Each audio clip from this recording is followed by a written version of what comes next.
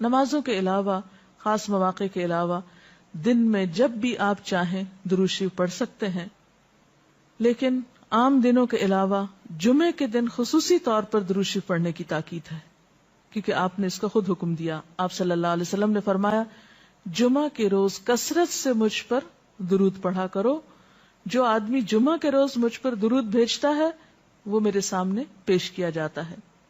اسی طرح دعا سے پہلے، دعا کے بعد، پھر جہاں کہیں آپ کا نام لیا جا رہا ہو یا لکھا جا رہا ہو یا کسی بھی طرح آپ کا ذکر آئے وہاں آپ کے لیے درود پڑھنا. اسی طرح مسجد میں داخل ہوتے وقت درود شریف پڑھنا، مسجد سے نکلتے وقت درود شریف پڑھنا، پھر نماز سے فارغ ہونے کے بعد درود شریف پڑھنا. یعنی ایک تو نماز کے اندر ہے، لیکن نماز سے فراغت کے بعد، پھر اسی طرح ہر مجلس میں آپ پر درود پڑھنا ضروری ہے. پھر اسی طرح صبح و شام کے اوقات میں، یعنی یہ تمام مواقع ایسے مواقع ہیں جس میں آپ درود شریف پڑھ سکتے ہیں. اور موقع کوئی ہو یا نہ ہو، دن یا رات کی گھڑیوں میں سے جس گھڑی میں آپ چاہیں، جب چاہیں، چلتے پھرتے، کام کاج کرتے، آپ اللہ کے رسول صلی اللہ علیہ وسلم کو یاد کر سکتے ہیں، آپ کے لیے درود اور سلام پڑھ سکتے ہیں. نبی صلی اللہ علیہ وسلم پر درود شریف پڑھنے کے کئی صیغے ہمارے ہاں مشہور ہیں. اس میں کچھ تو وہ ہیں جو آپ صلی اللہ علیہ وسلم سے ثابت ہیں، اور کچھ ایسے ہیں کہ جو لوگوں نے بعد میں خود بنا لیے ہیں. تو وہ ایسے تمام ورژن یا ایسی تمام عبارتیں جو لوگوں نے خود اس معنی کی بنائی ہیں، خواہ وہ عربی میں ہیں یا اردو میں ہیں، تو ان کو پڑھنے کی حد تک تو پڑھا جا سکتا ہے. یعنی اگر نثر میں کوئی ایسی عبارت موجود ہے جس میں آپ صلی اللہ علیہ وسلم کے لیے دعا کی گئی ہے یا آپ کی مدح کی گئی ہے یا آپ پر سلام بھیجا گیا ہے، خواہ وہ نثر میں ہو یا شعر میں، تو اس میں حرج تو کوئی نہیں. لیکن وہ چیز جو خود آپ صلی اللہ علیہ وسلم نے ہمیں سکھائی اور جو آپ کی طرف سے ہمیں ملی، اس کا مقام باقی ہر انسان کے کلام پر کہیں بلند ہے، کہیں زیادہ فائدہ مند ہے. تو وہ درود شریف جو مسنون ہے، وہ صیغہ جو آپ سے ثابت ہے، اس کا پڑھنا افضل ہے، وہی اصل درود ہے. اور باقی تو انسانوں کے خیالات یا جذبات کا اظہار ہے، خواہ وہ شعر میں ہو، خواہ وہ نثر میں ہو، خواہ وہ اردو میں ہو، خواہ پنجابی میں ہو یا کسی اور زبان میں ہو، وہ تو پھر انسانوں کے کلام ہے نا. تو جس طرح اللہ سبحانہ و تعالیٰ کے کلام کو باقی تمام انسانوں کے کلام پر فضیلت ہے، اسی طرح نبی صلی اللہ علیہ وسلم کے کلام کو بھی باقی انسانوں کے کلام پر فضیلت ہے. ایک عام شاعر کتنی بھی خوبصورت بات کرے، لیکن اللہ کے رسول صلی اللہ علیہ وسلم سے آگے تو اس کی بات نہیں ہو سکتی. ایک عام انسان کتنے بھی خوبصورت انداز میں آپ صلی اللہ علیہ وسلم کا ذکر خیر کرے، لیکن وہ اس کے برابر تو نہیں ہو سکتا جو نبی صلی اللہ علیہ وسلم نے خود ہمیں دیا. تو بہترین صیغہ وہی ہے جو ہم نماز میں پڑھتے ہیں، جسے درود ابراہیمی کہا جاتا ہے، اور اس کا پڑھنا باعث اجر و ثواب ہے اور اس میں کوئی شک ہی نہیں. اسی طرح یہ چونکہ تھوڑا طویل ہے تو اس کو مختصر انداز میں بھی آپ پڑھ سکتے ہیں. مثلا صرف اگر آپ صلی اللہ علیہ وسلم کہہ رہے ہیں تو یہ بھی درست ہے، یہ بھی درود شریف مکمل ہے ایک طرح سے، اگرچہ مختصر ہے. اسی طرح اللہم صلی وسلم علی نبینا محمد، یہ بھی آپ پڑھ سکتے ہیں. صلی اللہ علی النبی الکریم کہہ سکتے ہیں.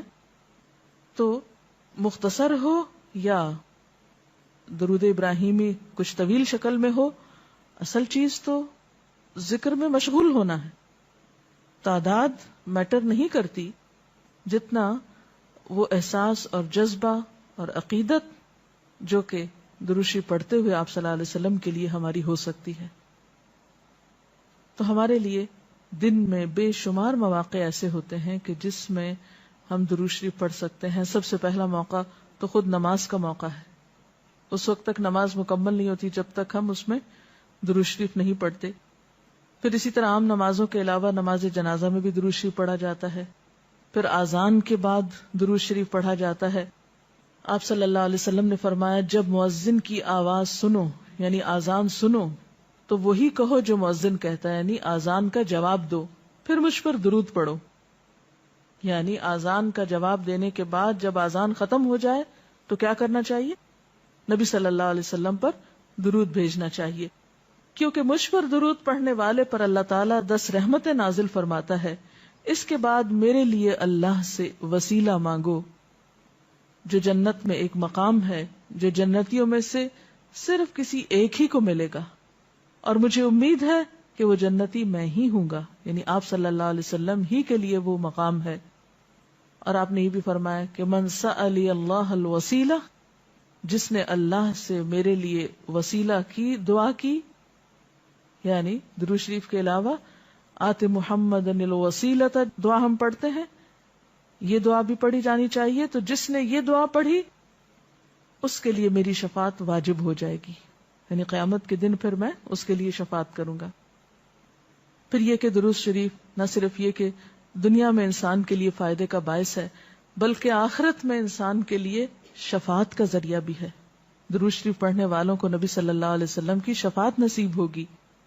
آپ نے فرمایا جس نے 10 مرتبہ صبح و شام مجھ پر درود بھیجا اسے قیامت کے دن میری شفاعت حاصل ہوگی. اب یہ کہ اگر زیادہ وقت نہ بھی ملے تو 10 دفعہ درود شریف پڑھنا آخر کیا مشکل ہے، کتنی دیر لگ جائے گی، لیکن اس کا اجر و ثواب اور اس کا فائدہ کس قدر ہے. پھر اسی طرح درود شریف دعاؤں کی قبولیت کا ذریعہ بھی بنتا ہے، یعنی اگر دعا کرنے سے پہلے درود شریف پڑھا جائے اللہ تعالیٰ کی حمد و ثنا کے بعد تو اس سے دعا کی قبولیت میں اضافہ ہوتا ہے. نبی صلی اللہ علیہ وسلم کے ساتھ حضرت عبداللہ بن مسعود اور حضرت ابوبکر اور حضرت عمر تشریف فرما تھے.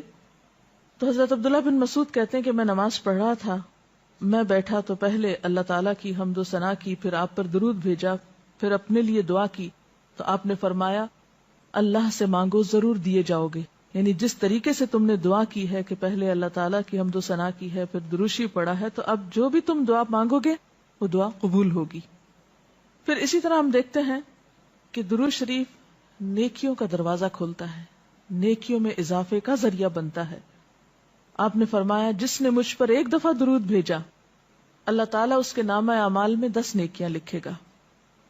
پھر اسی طرح فرشتوں کی دعائیں آتی ہیں اس شخص کے لیے جو درود شریف پڑھتا ہے. رسول اللہ صلی اللہ علیہ وسلم نے فرمایا جب تک کوئی مسلمان مجھ پر درود بھیجتا رہتا ہے اس وقت تک فرشتے اس کے لیے دعائیں رحمت کرتے رہتے ہیں. یعنی آپ درود شریف پڑھیں تو فرشتے آپ کے لیے دعا کرنے میں لگ جاتے ہیں.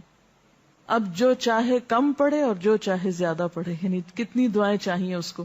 دیکھیں ہم عام طور پر کتنا کہتے ہیں دوسروں سے کہ پلیز ہمارے لیے دعا کیجئے، ہمیں دعا میں یاد رکھیے، دوسروں کی ایک طرح سے منت سماجت کر رہے ہوتے ہیں. لیکن کتنا آسان طریقہ ہے فرشتوں کی دعائیں لینے کا کہ انسان درود شریف پڑھنا شروع کر دے. اور وہ شخص جو درود نہ پڑھے وہ صرف اپنے آپ ہی کو نقصان دیتا ہے. اس لیے کہ درود شریف نہ پڑھنا انسان کے بخیل ہونے کی علامت ہے. آپ صلی اللہ علیہ وسلم نے فرمایا جس کے سامنے میرا نام لیا جائے اور پھر وہ مجھ پر درود نہ پڑھے تو وہ بخیل ہے. اس سے یہ بات بھی پتہ چلتی ہے کہ اگر ہم خود درود شریف نہیں بھی پڑھ رہے لیکن اگر کوئی اور آپ کا ذکر خیر کر رہا ہے یا کوئی اور درود شریف پڑھ رہا ہے اور اگر وہ بلند آواز میں پڑھ رہا ہے تو ہمیں بھی آپ کا نام سنتے ہی دل میں درود شریف پڑھنا ہوگا. یہ بھی آپ کے ادب میں سے ایک ہے. اور قیامت کے دن اس شخص کے لیے جو درود نہ پڑھے، درود کا نہ پڑھنا حسرتوں کا باعث ہوگا. حضرت ابو ہریرہ رضی اللہ تعالی عنہ کہتے ہیں کہ رسول اللہ صلی اللہ علیہ وسلم نے فرمایا جس مجلس میں لوگ اللہ کا ذکر نہ کریں، یعنی اکٹھے ہوئے ہیں دنیا بھر کی باتیں کی لیکن اللہ سبحانہ و تعالیٰ کی کوئی بات نہیں کی، اور نبی صلی اللہ علیہ وسلم پر درود نہ بھیجیں، یعنی نہ تو اللہ کا ذکر کیا اور نہ ہی آپ پر درود بھیجا، وہ مجلس قیامت کے دن انسان کے لیے حسرت کا باعث ہوگی. انسان اس پر پچھتائے گا، خواہ وہ اپنے نیک اعمال کے بدلے میں جنت میں چلا ہی جائے. یعنی ایک شخص جنت میں بھی پہنچ گیا لیکن اس کو ایسی مجلسوں پر حسرت ضرور ہوگی جس میں اس نے اللہ کا ذکر اور رسول اللہ صلی اللہ علیہ وسلم پر درود نہ بھیجا ہوگا. اور اگر دیکھا جائے تو انسان کے اعمال میں ایسی کوتاہی اور غفلت بسا اوقات جنت سے محرومی کا سبب بھی بن جاتی ہے. آپ صلی اللہ علیہ وسلم نے فرمایا جو مجھ پر درود پڑھنا بھول گیا اس نے جنت کا رستہ کھو دیا. یعنی جس نے اتنی غفلت برتی کہ کبھی آپ کا ذکر ہی نہیں کیا اور کبھی آپ کے لیے دعا ہی نہیں کی اور کبھی آپ کے لیے درود ہی نہیں پڑھا, تو اس نے اپنے لیے کیا کمایا؟ ان اللہ وملائکتہ یصلون علی النبی یا ایھا الذین آمنوا صلوا علیہ وسلموا تسلیما, کہ اللہ اور اس کے فرشتے نبی صلی اللہ علیہ وسلم پر درود بھیجتے ہیں. اے لوگو جو ایمان لائے ہو, تم بھی ان پر درود و سلام بھیجو. تو رسول اللہ صلی اللہ علیہ وسلم کے ذکر کا, آپ کی یاد کا بہترین طریقہ آپ پر درود بھیجنا ہے, آپ کے لیے دعائے رحمت کرنا ہے. وہ عظیم ہستی جس پر اللہ رب العزت کی رحمت برستی ہے, جس کا ذکر اللہ سبحانہ و تعالی فرشتوں میں کرتے ہیں, جن پر فرشتے دعائے رحمت بھیجتے ہیں, آخر ان کا ذکر اور ان پر درود و سلام میں اور آپ کیوں نہ بھیجیں گے؟ آپ صلی اللہ علیہ وسلم پر درود بھیجنا خود ہمارے اپنے لیے باعث سعادت ہے, باعث رحمت ہے. آپ صلی اللہ علیہ وسلم اس کے محتاج نہیں. مشرق ہو یا مغرب, شمال ہو یا جنوب, دنیا کے گوشے گوشے میں آپ کا ذکر خیر ہو رہا ہے, دن رات, آذانوں میں, نمازوں میں, جہاں جہاں آپ کا نام لیا جائے. لیکن اگر ہم درود شریف پڑھتے ہیں تو اس کا فائدہ خود ہم ہی کو پہنچتا ہے, ہمارے اپنے لیے باعث رحمت ہے. تمام غموں, دکھوں, تکلیفوں, مصیبتوں اور پریشانیوں سے نکلنے کا راستہ ہے, درجات کی بلندی کا ذریعہ ہے. رسول اللہ صلی اللہ علیہ وسلم نے فرمایا, جس نے مجھ پر ایک بار درود بھیجا اللہ تعالیٰ اس پر 10 مرتبہ رحمت نازل فرمائے گا. ایک بار درود پڑھنے کا اجر و ثواب, اس کے 10 گناہ معاف فرمائے گا. یعنی صرف 10 رحمتیں نہیں, 10 گناہوں کی بخشش بھی ہوگی اور 10 درجے بلند فرمائے گا, یعنی درجات کی بلندی بھی. اسی طرح درود شریف آپ صلی اللہ علیہ وسلم سے قربت کا ذریعہ بھی ہے. حدیث پاک میں آتا ہے, قال رسول اللہ صلی اللہ علیہ وسلم اول الناس بی یوم القیامت اکثرهم علی صلاۃ, قیامت کے روز مجھ سے سب سے زیادہ قریب لوگ وہ لوگ ہوں گے جو دنیا میں سب سے زیادہ مجھ پر درود بھیجنے والے تھے. یعنی قیامت کے دن آپ کا قرب بھی درود شریف کی وجہ سے نصیب ہوگا.